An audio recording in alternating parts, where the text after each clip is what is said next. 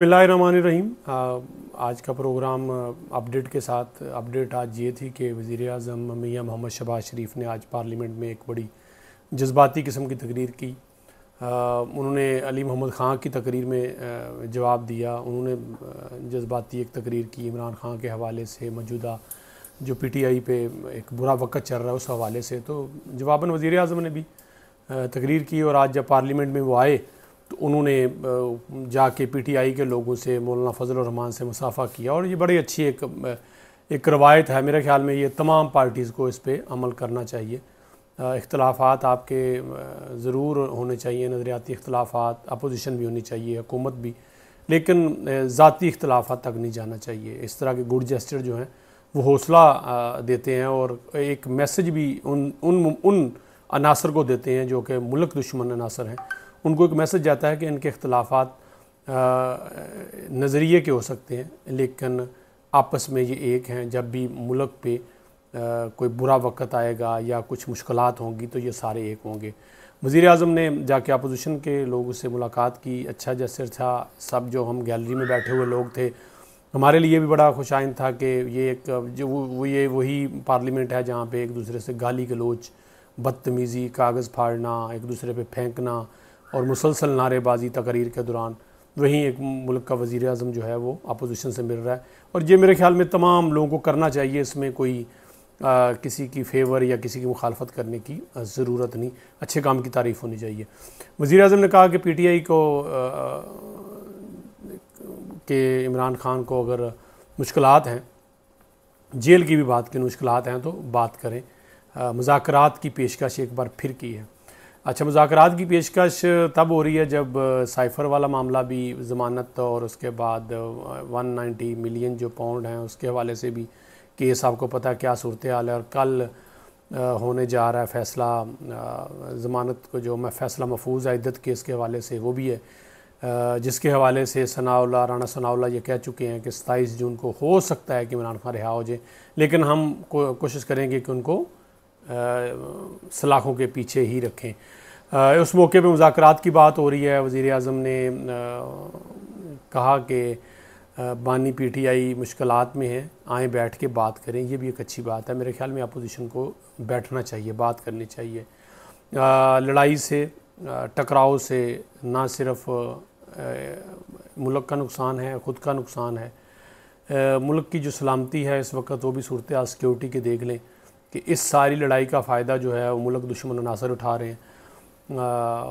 ख़बरें बड़ी गलत किस्म की आ रही हैं। ऑपरेशन अज़्म इस्तेहकाम मंजूर हो चुका है, इंटेलिजेंस बेस्ड ऑपरेशन होगा जहाँ लगेगा कि यहाँ दहशतगर्दी की कार्रवाई हो सकती है या ये जो अनासर मुलव्वस हैं, मुल्क दुश्मन अनासर जो हैं, उनको गिरफ़्तार भी किया जाएगा। आज एक गिरफ़्तारी बड़ी हुई भी है। टीटीपी के कमांडर जो हैं, शूरा के मजलिस शूरा के ख़वारिज उनको गिरफ़्तार किया गया। बात हो रही थी एक गुड जेस्चर की और मुज़ाकरात की दावत की। मेरा ख़्याल है कबूल करनी चाहिए पीटीआई को ये दावत और आगे बढ़ना चाहिए। जो इश्यूज़ हैं उनको अगर पार्लियामेंट में हल कर लेंगे तो मेरा ख्याल है इससे बड़ी बात कोई नहीं होगी और एक मैसेज भी जाएगा और फ्यूचर में भी सबके लिए एक राह खुल जाएगी कि कोई भी बात होगी हम पार्लियामेंट में बैठ के, आपस में बैठ के सियासतदान बात करें। फिर रोना रोते हैं कोई आ गया और उसने फ़ैसला करवा दिया, इलेक्शन हाईजैक हो गया, फॉर्म 45 है, फॉर्म 47 है, कभी जहाज़ भर के लाने की बातें हो रही हैं, कभी गले में पट्टे डालने की बातें होती हैं। हर इलेक्शन, ये इलेक्शन नहीं, हर इलेक्शन में बातें होती हैं। तो मेरा ख्याल है ये मौका है सियासी जमातों के पास कि बैठें, बात करें और आगे बढ़ें। इनके आगे बढ़ने से जो मुल्क में इस वक्त एक जमूद तारी है जिसके लिए हुकूमत भी बड़ी कोशिश कर रही है। जमूद में इस लिहाज से कह रहा हूँ कि लगता है कुछ बात आगे बढ़ नहीं रही, कुछ चीज़ें आगे मूव नहीं हो रही। मूव कैसे नहीं हो रही? इंडस्ट्री आपकी ठप है, बेरोज़गारी है, इन्वेस्टमेंट उस तरीके से आ नहीं रही। कोई भी इन्वेस्टर पाकिस्तान में इस तरह के सूरत हाल में मेरा नहीं ख्याल आने को तैयार है। हालांकि हुकूमत बहुत बड़े बड़े दावे कर रही है कि चाइना से बात हो गई है, सऊदी अरेबिया की इन्वेस्टमेंट आ रही है, यूए की इन्वेस्टमेंट आ रही है, जापानीज़ की बात हो रही है, अमीर कतर की बात हो रही है, अमीर कुवैत की बात हो रही है। लेकिन मुझे जो लगता है कि कोई भी इन्वेस्टर, कोई भी हम अपनी मिसाल में 12 दफ़ा मुख्तलिफ प्रोग्राम्स में बैठता हूँ, जब बात करता हूँ तो मैं कहता हूँ हमने अगर छोटी सी कोई चीज़ लेनी हो मसलन प्लॉट की बात कर लें तो हम 20 बार सोचते हैं कि हम इस जगह पे एक प्लॉट जो है वो लें और उस पर इन्वेस्टमेंट करें। फिर हम पूछते हैं क्या ये ज़मीन ठीक है, इसमें कोताही तो नहीं, साइड पे सिक्योरिटी की क्या सूरत हाल है, क्या प्लाट का कब्ज़ा मिल जाएगा, क्या हम मकान बना सकेंगे। ये हम बात कर रहे हैं जो छोटी सी इन्वेस्टमेंट करते हैं। तो वो बड़ी कंपनीज़ जो पाकिस्तान में आना चाहती हैं, काम करना चाहती हैं, दिलचस्पी भी रखती हैं, लेकिन जब वो सूरत हाल देखती हैं, सिक्योरिटी की सूरत हाल, ख़ासकर सिक्योरिटी की सूरत हाल जो कि इस वक्त इस हद तक पहुँच गई है कि एक और ऑपरेशन लॉन्च करने की तैयारी भी हो चुकी है और मंजूरी भी हो चुकी है, वो सूरत हाल देखती है।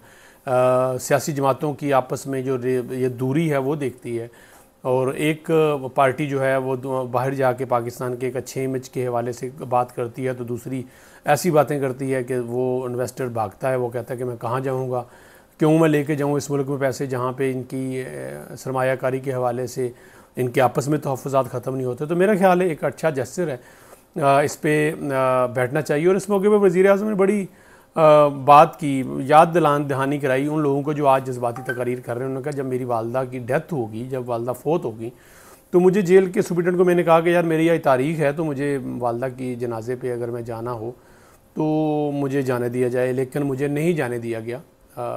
वो भी लम्हा था कि जब मेरी वालदा की मैयत घर पड़ी थी और मैं, अगर मुझे उस वक़्त की हुकूमत चाहती, जेल सुप्रीटेंडेंट चाहता, तो मुझे ले जाया जाता। अपने कैदी वैन के हवाले से उन्होंने बात किया। फिर उन्होंने कहा कि मैं रोना धोना नहीं चाहता, लेकिन वक्त की बात कर रहा हूँ कि मेरे साथ क्या हुआ। ये बात जो है वो खान साहब के साथ कम अज़ कम उनके साथ इस तरीके का रवैया नहीं हो रहा, लेकिन उन्हें आगे बढ़ने का कहा है। और मेरा ख्याल है आगे बढ़ना चाहिए, मुज़ाकरात की टेबल पे आना चाहिए, बैठना चाहिए। पाकिस्तान की मईशत इस वक्त अच्छे हालात में नहीं है, पाकिस्तान की आवाम अच्छे हालात में नहीं है, बेरोज़गारी बहुत ज़्यादा है, नौजवान मायूस हो रहे हैं, काम नहीं मिल रहा, महंगाई की शरह जिस अंदाज़ में आपके सामने है, किसी को बूला बट्टा नहीं है। मेरे ख्याल में होश के नाखन लेने चाहिए तमाम को। अगर हुकूमत अग्रेसिव है, वो चाहती है कि इमरान खान को जेल के अंदर रख के मामला हल हो सकते हैं, तो ये भी गलत है। और अगर इमरान खान चाहते हैं कि मैं हुकूमत को हर वक्त दबा के और इस्टेब्लिशमेंट को दबा के या उनके हवारी जो हैं वो आगे बढ़ें, तो मेरा ख्याल है ये दोनों रवैये ही मुनासिब नहीं है और आगे बढ़ना चाहिए। तीसरी जो बात है, इमरान खान की रिहाई के लिए चंद MNA जो हैं वो इस्तीफ़ा देने को तैयार हैं। शहरयार अफरीदी सुना है उसको लीड कर रहे हैं, क्योंकि वो समझते हैं कि जो ओहदेदार PTI के हैं वो अपने स्टेटस को एंजॉय कर रहे हैं, उनको इमरान खान की रिहाई से कोई गरज नहीं। उनका वो नज़रियाती कारकुन हैं, और ये जो हैं ये कहीं ना कहीं से बात सामने आ रही है और इस्तीफ़ों की बात आ रही है, और इसलिए आ रही है कि इमरान खान को हम रिहा कराएं। और मेरा ख्याल है इस वक्त PTI का शायद एक ही एजेंडा रह गया कि इमरान खान को रिहा कराएं और उसके बाद अगली बात हो। तो उसके लिए सबसे बेहतर तरीका यही है कि आप मुज़ाकरात की टेबल पे आएँ, और तमाम जो बड़े नाम हैं उसमें जरदारी साहब हैं, शहबाज शरीफ हैं, नवाज़ शरीफ हैं, मरीम हैं, इमरान खान की तरफ से जो नाम हैं, ये सारे एक टेबल पे बैठे।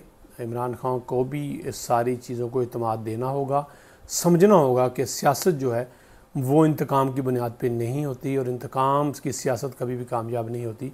सियासत में कुछ ले और दो का काम होता है, और जब आपकी मुल्क की सालमियत, सिक्योरिटी और इंफ्रास्ट्रक्चर की बात आ जाए तो मेरा ख्याल है आगे बढ़ना चाहिए। आज का हमारा यही मौजू था। कैसा लगा आपको, आप वीडियो देख के बताइएगा। इजाज़त दीजिए, अल्लाह हाफ़िज़।